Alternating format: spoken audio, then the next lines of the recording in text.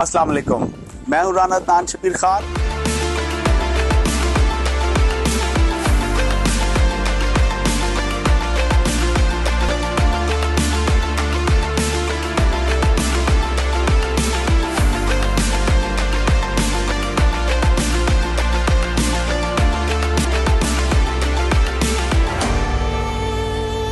अस्सलाम वालेकुम, मैं हूँ राना अदनान शबीर खान और आप देख रहे हैं नोए फ़िक्र।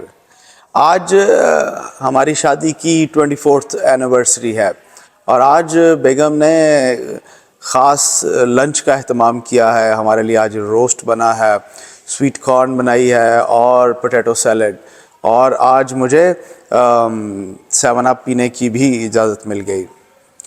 ख़वातीन हज़रात, आज मैं वॉलमार्ट गया और वॉलमार्ट की एंट्रेंस पर मैंने गर्ल्स स्काउट का एक स्टॉल देखा और मैंने सोचा पाकिस्तानी नाजरीन के लिए ये एक शायद नई चीज़ हो, तो मैंने उनका एक छोटा सा इंटरव्यू किया।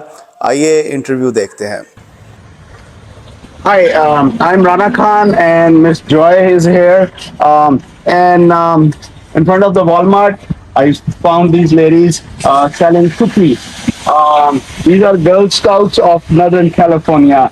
So let me ask Joy that what these Girl Scouts are, what's their aim, objective in selling these, what they do once they sell these, where that money goes. So Girl Scouts, each group kind of does their own thing, but they sell cookies and a portion of the money goes to their troop, and they can decide what they want to do with that, if they want to do something for the community, or if they want to pay for their camp that summer or a trip somewhere else. So it's a great way for girls to build skills and learn how to sell, as well as be a part of their community, and there's lots of things that they do. It's hard to explain in a short period of time. Yeah. But yeah, it's So, great. so they are volunteers, and their parents know that they are doing a volunteer Yes, work. the parents and are very part of it. part of it. Viewers, you know, on a off day on Saturday, they are not in a playground, they are not playing with their iPhone, and they are standing here for a cause and doing something for the betterment of society. Thank you. Thank you, ma'am. Yeah, thank you. अभी अहमद बता रहे थे कि हमारे वफाकी वज़ीर बराए मजहबी अमूर मुफ्ती अब्दुल शकूर साहब एक ट्रैफिक हादसे में जहाँ बहक हो गए। इन्ना लिल्लाहि व इन्ना इलैहि राजिऊन। हमारे जमात इस्लामी के साहिबान ने जनरल मुशर्रफ साहब के लिए दुआए मग़फ़िरत करने से तो जवाब दे दिया था, लेकिन हमारे में और उनमें यही फ़र्क है कि हम ऐसा नहीं करेंगे। आइए मिलकर उनके लिए दुआ करते हैं कि अल्लाह ताला मुफ्ती अब्दुल शकूर साहब को जन्नतुल फिरदौस में जगह अता फ़रमाए और उनके सगीरा कबीरा गुनाहों को माफ़ फ़रमाए, आमीन। चलते हैं पाकिस्तान के सियासी हालात की तरफ। ख़वातीन हज़रात, सियासी इंतशार और माशरी बिगाड़ में घिरी पाकिस्तानी कौम के लिए एक अच्छी ख़बर, एक अच्छी नवीद कि सिराजुल हक साहब पहले वज़ीर आज़म साहब से मिले और फिर वो ज़मान पार्क गए और इमरान ख़ान साहब से उन्होंने मुलाकात की और उन्होंने दोनों लीडरान को इस चीज़ के लिए तैयार कर लिया कि वो मज़ाकरात की मेज़ पर बैठकर अपने इख्तिलाफ़ात को दूर करेंगे पाकिस्तान के लिए। चलते हैं अहमद के पास और उनके पास जो डिटेल्स हैं वो उनसे पूछते हैं। जी अहमद। जी, अस्सलाम वालेकुम राना साहब। आज जमात इस्लामी का एक डेलीगेशन जो है लाहौर में उसने विज़िट किया। पीटीआई चेयरमैन तहरीक इंसाफ के जो चेयरमैन हैं इमरान खान साहब को और वज़ीर आज़म शहबाज शरीफ साहब को, दोनों से मुलाकातों के बाद उन्होंने ये बताया कि दोनों फरीकैन जो हैं वो मिल बैठने के लिए तैयार हैं, बशर्ते कि जमात इस्लामी इस प्रोसेस को साथ लेकर चले और वो इस प्रोसेस को चलाए, बातचीत के प्रोसेस को। बड़ी खुशाइंद बात है। دونوں پارٹیاں پہلے مل جل کر بیٹھنے کو تیار نہیں تھیں. اگر ملک کی بہتری کے لیے کچھ ایسے فیصلے کر لیے جاتے ہیں جس میں بیٹھ کے دونوں تاریخ طے کر لیں الیکشن کی, اگلے الیکشن کو کیسے لے کے چلنا ہے اور کس طریقے سے, تو میرا خیال ہے کہ یہ ایک مثبت پیش رفت ہو سکتی ہے. خان صاحب کو چونکہ امید ہے کہ وہ الیکشن جیت جائیں گے, اس لیے وہ بھی بیٹھنے کو تیار ہیں. کچھ تھوڑا سا پریشر بھی انہوں نے فیس کیا کچھ عرصے میں اپنی بے پناہ مقبولیت کے باوجود بھی, اور حکومت جو ہے وہ پہلے تو تیار نہیں تھی اور انہوں نے فل زور لگایا کہ 2 سال کا انہیں ایکسٹرا ٹائم مل جائے, لیکن چیف جسٹس کی طرف سے بہت زیادہ شدید سختی ہے, تو اس میں نظر یہی آ رہا ہے کہ اب شاید بات چیت کی طرف چل پڑے.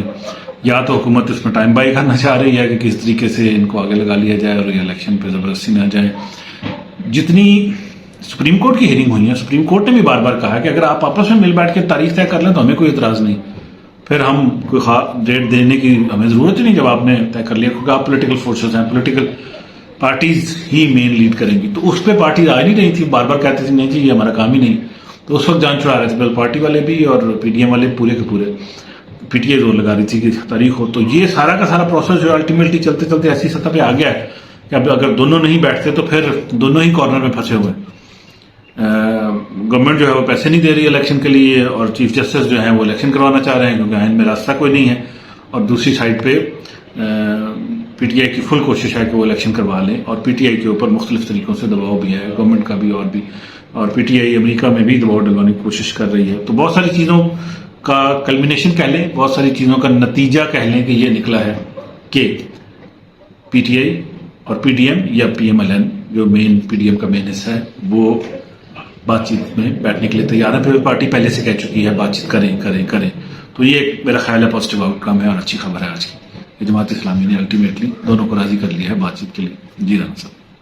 احمد, آج 257th کور کمانڈر میٹنگ ہوئی جس میں ریجنل اور ڈومیسٹک انوائرمنٹ کو ڈسکس کیا گیا, اور پاکستان کو جو اندرونی اور بیرونی چیلنجز ہیں یا خطرات اس وقت ہیں سیکورٹی پوائنٹ آف ویو سے, ان پر بھی بات چیت ہوئی. وہاں اس چیز کا بھی اعادہ کیا گیا کہ آئین کے مطابق پاکستان آرمی اپنی تمام ذمہ داریاں ادا کرنے کے لیے تیار ہے, اور انہوں نے اس وقت جو انہوں نے پہلے بات نیشنل سیکورٹی میٹنگ میں کی تھی کہ انٹیلیجنس بیسڈ آپریشن کیے جائیں گے دہشت گردی کے خلاف, اس پر بھی بات چیت ہوئی. سو آپ کے پاس کیا ڈیٹیلز ہیں اس کی, ہمارے ساتھ شیئر کیجئے. جی احمد. رانا صاحب 275ویں شاید تقریباً اتنی بنتی ہے کور کمانڈرز کانفرنس ہوئی, اور اس میں جو آرمی چیف ہیں انہوں نے اس بات پہ زور دیا کہ ہمیں ٹیررزم کے خلاف جو ہے ایک کنسالیڈیٹڈ ایفرٹ کرنے کی ضرورت ہے, کمپریہنسو ایفرٹ کرنے کی ضرورت ہے. اور 257ویں کور کمانڈر کانفرنس سے اس ساری ایفرٹ میں دیکھتے سب سے پہلے تو نیشنل سیکورٹی کونسل کی میٹنگ ہوئی, آرمی چیف گئے اور وزیر اعظم کابینہ کے لوگوں سے ملے, حکومت کے لوگوں سے. دوسری سطح پہ پھر انہوں نے پارلیمنٹ میں جا کے بریفنگ دی اور پارلیمنٹ کے لوگوں کو بتایا کہ سینیریو کیا ہے. اگر اس وقت ہم آپریشن نہیں کرتے ٹیررزم کے خلاف تو ٹیررسٹ مضبوط ہوتے جائیں گے, رد الفساد اور اس طرح کے پہلے جو ضرب عضب جو آپریشن کنڈکٹ کیے گئے رحیل شریف صاحب کے دور میں, پھر 2-4-5 سال کا وقفہ آ گیا جس میں گورنمنٹ نے اس سارے ایریاز میں ترقیاتی کام کر کے ان لوگوں کو قومی ادارے میں لے کے آنا تھا, تو اس میں گورنمنٹ تھوڑا سا سلو رہی. گورنمنٹ کے پروجیکٹ جیسے پیسے چلتے چلتے چیزیں بنتی ہیں, جبکہ جہاں جہاں پاک آرمی نے کام کیا تو انہوں نے جہاں پہ آپریشنس کیے اس کے بعد مارکیٹیں بنائی, وہاں پہ کچھ ترقیاتی کام بھی کیے, اسکول بھی بنائے فاٹا اور ان تمام ایریاز میں, لیکن سرحد پہ باڑ بھی لگائی. تو بہت سارے ایسے کام کیے گئے, لیکن یہ ہوا کہ اسمگلر دہشت گرد, کیونکہ اسمگلروں کے ہی ساتھ مل کے دہشت گرد بارڈر کراس کر کے آتے ہیں پھر وہیں پہ حملے کرتے ہیں, تو وہ دوبارہ ری گروپ ہو گیا, وہ زیادہ اسٹرانگ ہو گیا. تو میرا خیال ہے آرمی چیف جو آئے ہیں وہ ان کی کوشش یہ ہے کہ کسی طریقے سے ٹیررزم کو کی بے خنی کی جائے اور ان کا اچھے طریقے سے ایک دفعہ خاتمہ کر دیا جائے. بہت ضروری ہے ملک کی ترقی کے لیے بھی. ضروری ہے کہ جتنی عوام ہے وہ اس وقت فوج کے ساتھ ہو, کیونکہ جنگ خواہ دہشت گردی کے خلاف ہو, کسی دشمن کے خلاف ہو, عوام کی مدد کے بغیر نہیں لڑی جا سکتی. اور ہمیشہ ہماری قوم نے اپنی فوج کو مکمل طور پہ بیکنگ کی ہے, مکمل طور پہ پیچھے کھڑی رہی ہے ہر جنگ میں, ہر جگہ سطح پہ. تو اس لیے میرا خیال ہے کہ اب اس اسٹریٹجی میں بھی اگر دہشت گردی میں پوری قوم کو ساتھ لے کے چلیں تو بڑا مثبت رزلٹ اس کے آ سکتے ہیں. پیار سے سمجھایا جائے, نرمی سے سمجھایا جائے, اور جو لوگ ٹھیک ہو سکتے ہیں ان کو ٹھیک کیا جائے, جو نہیں ٹھیک ہو سکتے ان کو سزائیں دے کے پھر اس طریقے سے جو بھی سزا بنتی ہے، دہشت گرد ہیں تو ان کو جس طریقے سے بھی ڈیل کرنا ہے ذہنی طور پہ بھی اور ہر طریقے سے پھر ملک کی بہتری کے لیے ایک پروسیس پورے کا پورا چلانا بہت ضروری ہے. جی رانا صاحب، آپ بلکہ بہتر جانتے ہیں، آپ اس پہ روشنی ڈالیں رانا صاحب. احمد، بلاول بھٹو نے افغان فارن منسٹر سے فون پر بات چیت کی اور انہوں نے اپنے خدشات کا اظہار کیا کہ افغان سرزمین پاکستان کے خلاف دہشت گردی کے لیے استعمال ہو رہی ہے. اس کی کیا ڈیٹیلز ہیں آپ کے پاس، وہ ہمیں بتائیے گا. اور ساتھ یہ جو ڈاکٹر عاصم محمود ہیں جو پہلے سینیٹرز سے مل رہے تھے اور پی ٹی آئی کی حمایت کے لیے لابنگ کر رہے تھے، وہ کیملا ہیرس سے بھی ملے اور کیملا ہیرس سے ان کی کافی ڈیٹیل بات چیت ہوئی اور وہ پی ٹی آئی کا ایک امیج امریکہ میں بحال کرنے کے لیے کوششیں کر رہے ہیں. اچھی بات ہے، لیکن آئی وش کہ اتنی عقل سمجھ خان صاحب کو پہلے بھی ہوتی اور وہ پاکستان کے لیے بھی یہ کام کرتے جب وہ حکومت میں تھے.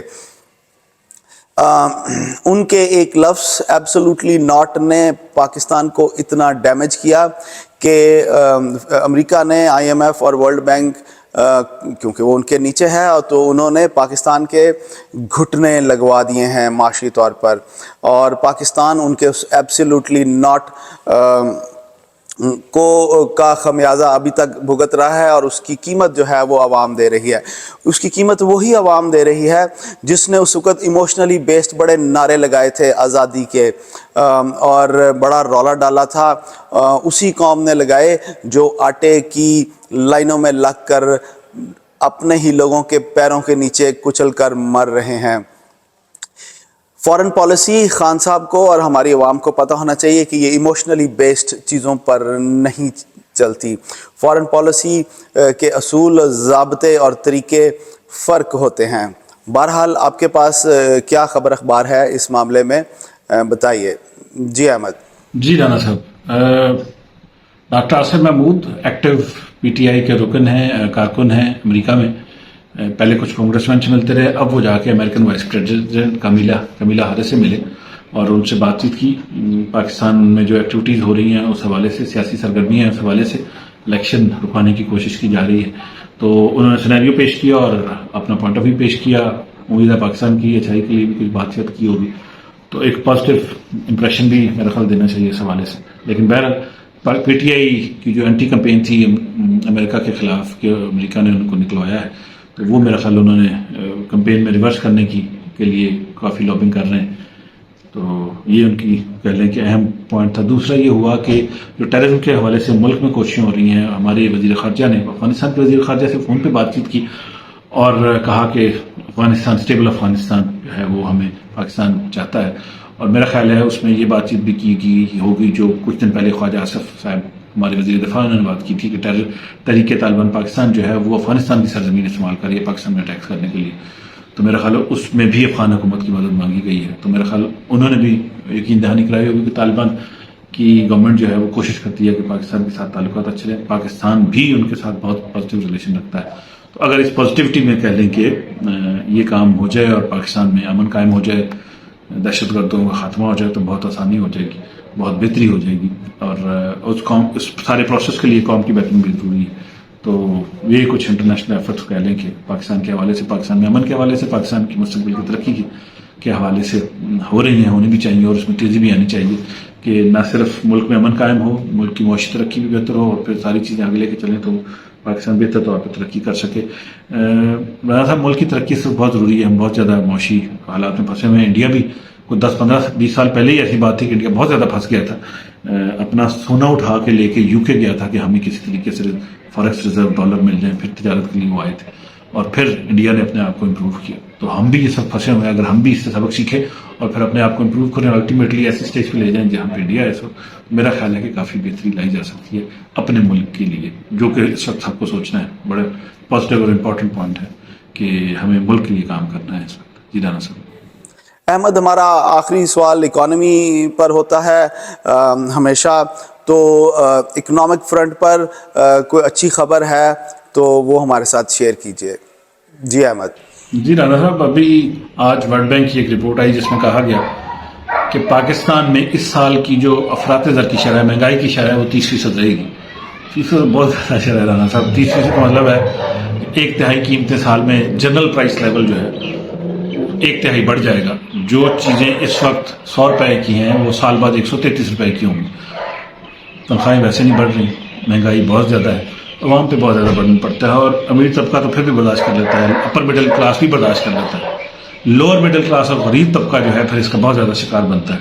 تو اللہ رحم کرے. خاص طور پہ ہمارا دیہی علاقہ اور پاکستان کی 70% آبادی لوور مڈل کلاس کی تقریباً آ جاتی ہے.